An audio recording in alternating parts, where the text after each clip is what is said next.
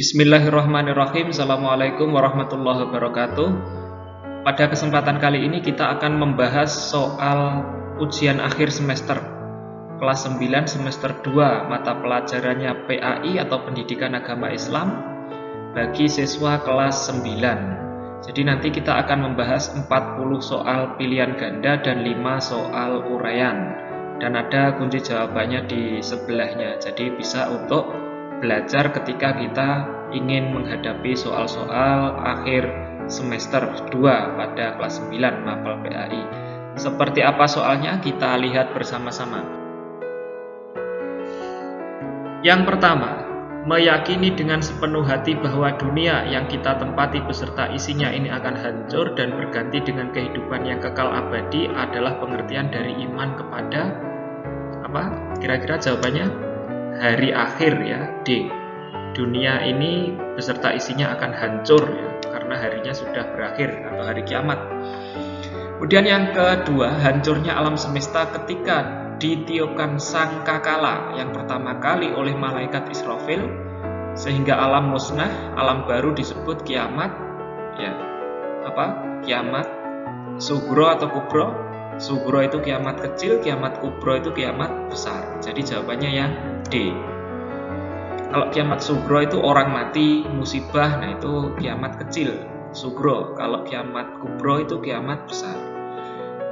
Peristiwa manusia setelah kematiannya berada di alam kubur sampai datang hari kiamat dan kemudian dibangkitkan dari kuburnya tersebut. Kemudian mereka dihalau sebuah padang, yaitu berkumpulnya manusia sejak zaman Adam sampai terakhir, manusia terakhir, yaitu padang apa? Kita sering mendengar padang mahsyar ya. Jadi itu lapangan ya, seperti itu.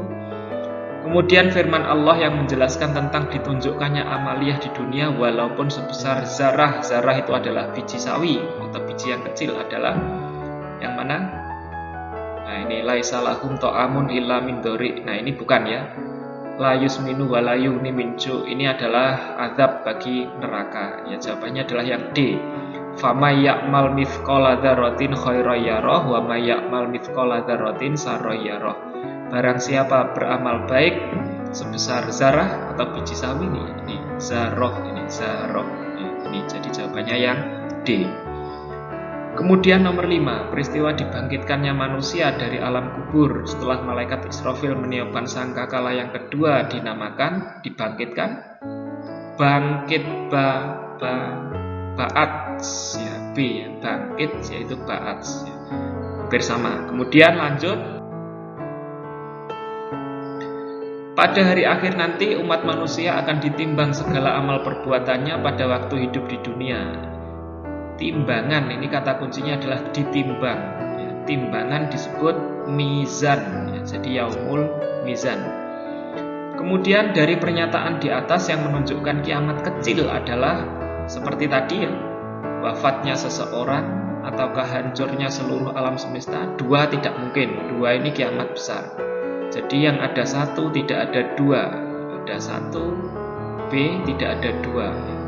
Yang A salahnya karena ada duanya ya. C, D juga ada duanya. Jadi jawabannya B. Kemudian yang 8, Ahmad adalah siswa yang berkata apa adanya, berkata sesuai kenyataan. Itu sifat apa? Adalah sifat jujur. Sikap menepati janji ditunjukkan oleh nomor berapa? Menepati janji ya. Jawabannya adalah yang ya, apa? C3 ya. Mahmud selalu berpandangan positif untuk kehidupannya. Ataukah yang Do, Usman selalu datang ke kelas tepat waktu sesuai perjanjian awal masuk sekolah ya. Jadi jawabannya yang Do, bukan yang C. Ini salah ketik ini ya. Jadi nomor 9 jawabannya Do. Nomor 10, menurut surat Al-Ahzab, ini surat ke-33 ayatnya 30, memerintahkan orang-orang beriman untuk ya ayyuhalladzina amanu, wahai orang-orang beriman, ittaqullah, bertakwalah kepada Allah, wa qulu qaulan sadida, dan berkatalah dengan perkataan yang benar. Jadi taqullah ini bertakwa kepada Allah, qaulan sadida berkata benar. C ya jawabannya. Kemudian selanjutnya adalah sikap jujur ditunjukkan oleh pernyataan nomor berapa? Sikap jujur nomor 1 ya, mengatakan apa adanya. 1 ya. Yang ke-12 yang merupakan salah satu manfaat jujur dan menepati janji ditunjukkan pernyataan nomor manfaat jujur adalah apa? Hidupnya tenang. Menepati janji juga hidupnya tenang. Seperti ketika kita janji mau bayar hutang, janji mau ketemu, kalau diingkari kan jadi tidak tenang hidupnya. Ini perhatikan firman Allah Ta'ala dalam surah Al-Isra ayat ke-23 berikut. Firman Allah Ta'ala tersebut menunjukkan kewajiban untuk apa ini? Wabil walidaini ihsana, iyahu wabil walidaini ihsana, berbuat baik kepada kedua orang tua. Ihsana ini berbuat baik, wabil walidaini dan kepada kedua orang tua. Ya, jadi jawabannya adalah yang B ini. Kemudian yang 14, kewajiban seorang anak berbakti kepada orang tua adalah perintah Allah yang disebut dengan istilah apa tadi? Apakah hubbul walidain? Hubbul walidain itu mencintai orang tua, birrul walidain itu berbuat baik kepada orang tua, yang C jawabannya. Kemudian yang ke-15, Ahmad ditinggal wafat oleh kedua orang tuanya. Ia ingin selalu berbakti. Kewajiban Ahmad adalah apa?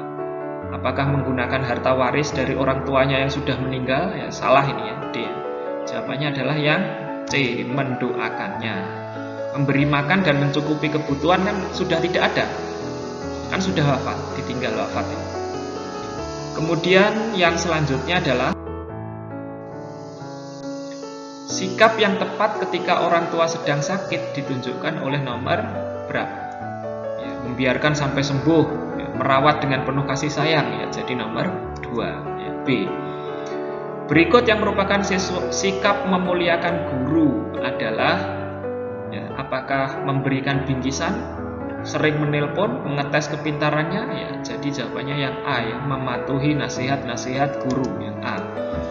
Nomor 18, siswa yang menghormati dan menaati guru akan memperoleh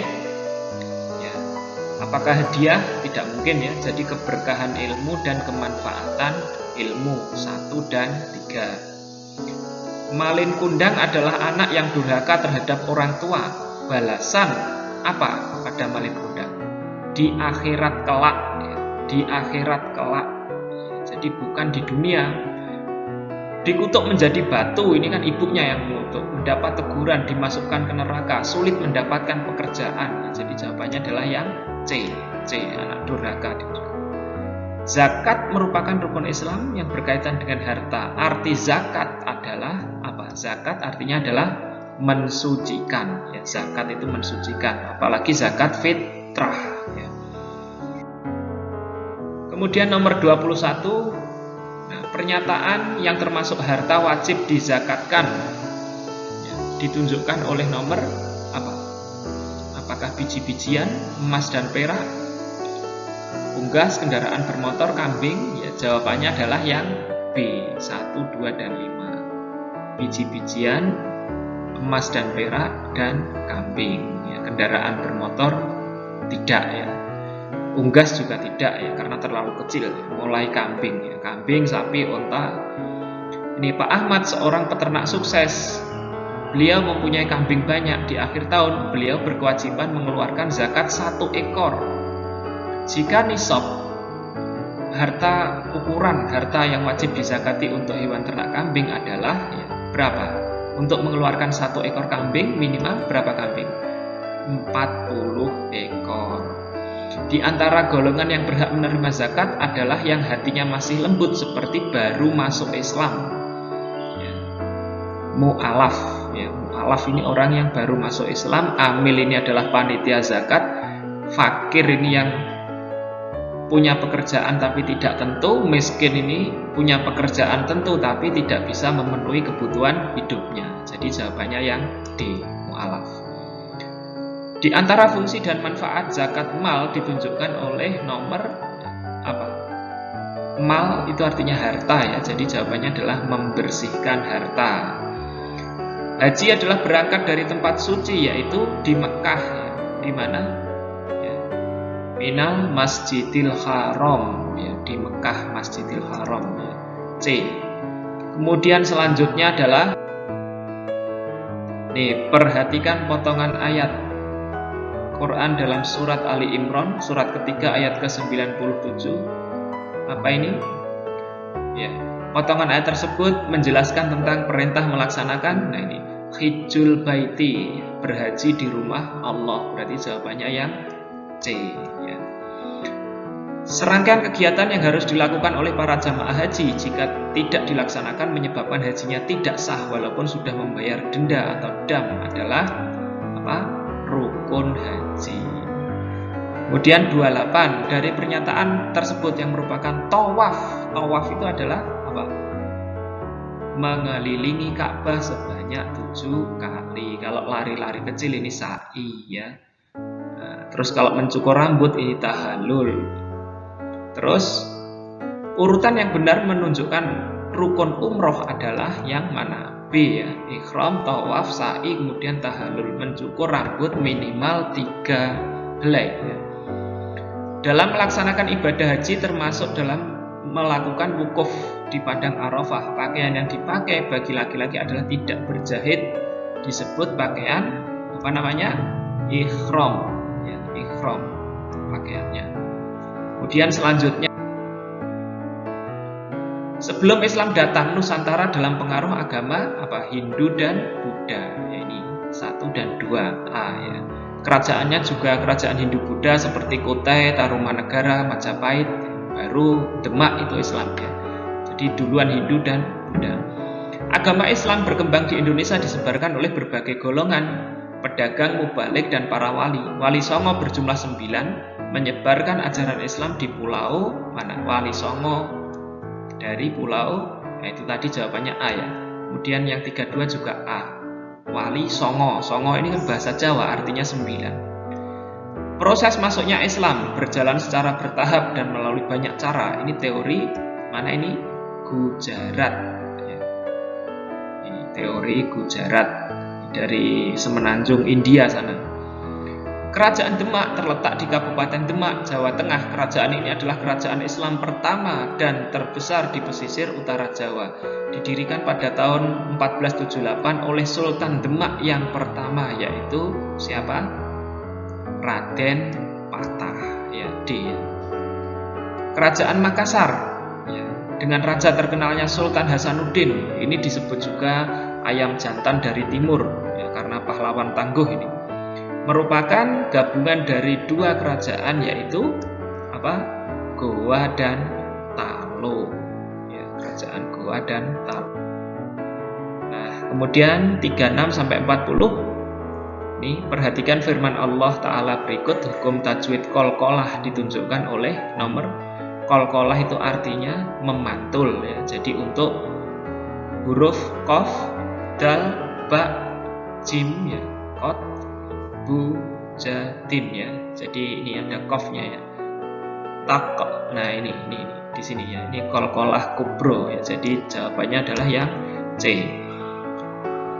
Dalam surat An-Najm terdapat lil insani ya. Jadi pada insan itu siapa? Ya. Dalam lafaz tersebut artinya adalah manusia. Apakah bagi manusia ataukah golongan manusia? Jawabannya adalah bagi manusia. Lil ini li, ini adalah huruf jar kata hubung artinya bagi ya, bagi manusia. Perhatikan firman Allah berikut. Innallaha, sesungguhnya Allah, yuhibbul mutawakkilin, orang-orang yang bertawakal, mutawakkilin ya. Jadi jawabannya adalah B.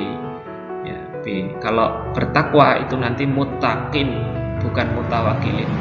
39. Surat Az-Zumar, surat ke-39 ayat ke-53 berisi tentang apa ini? Ya. larangan apa?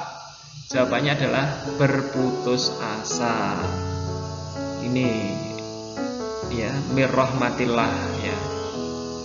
Dari berputus asa dari apa?